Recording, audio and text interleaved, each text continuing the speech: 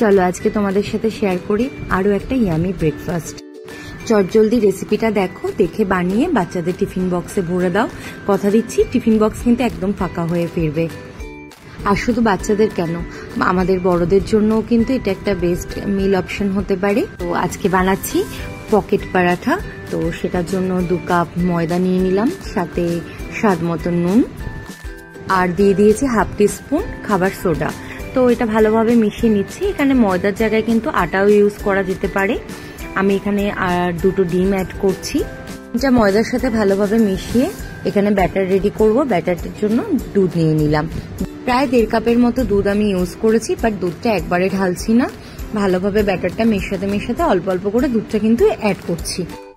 একদম পাতলা বা খুব ঘন টাইপের নয়, এরকম একটা কনসিস্টেন্সি রাখতে হবে ব্যাটারটার মধ্যে। পকেট পরাঠা বানাচ্ছি, তো পুর তো রেডি করতেই হবে। এখানে নিয়ে নিলাম কুচনো পেঁয়াজ, ক্যাপসিকাম, গাজরটা নিয়ে নিয়েছি গ্রেট করে, আর শসাটা একদম সরু সরু করে কেটে নিয়েছি।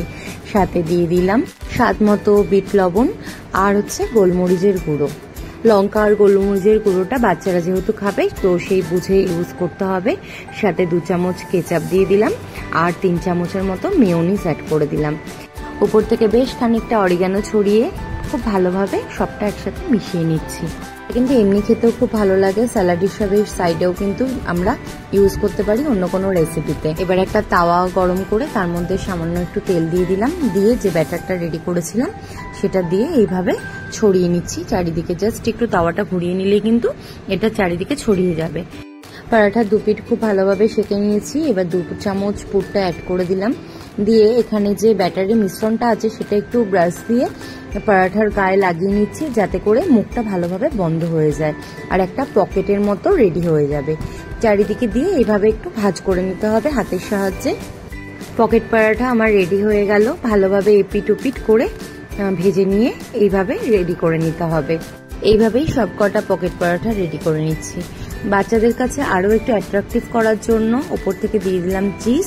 তারপরে সেম প্রসেস অ্যাপ্লাই করে চারিদিকে ব্যাটারটা লাগিয়ে এই পকেটের মতো এটাকে বন্ধ করে দিলাম, দিয়ে এপিট ওপিট ভালোভাবে সেঁকে নিয়ে আমার রেডি হয়ে গেল পকেট পরাঠা। উপর থেকে একটু টমেটো কেচাপ বা মেয়োনিজ দিয়ে এটা সার্ভ করে দাও। রেসিপিটা কেমন লাগলো জানিও, ভালো লাগলে কিন্তু অবশ্যই আমাকে কমেন্ট করো আর একটা লাইক করে দিও। Thank you.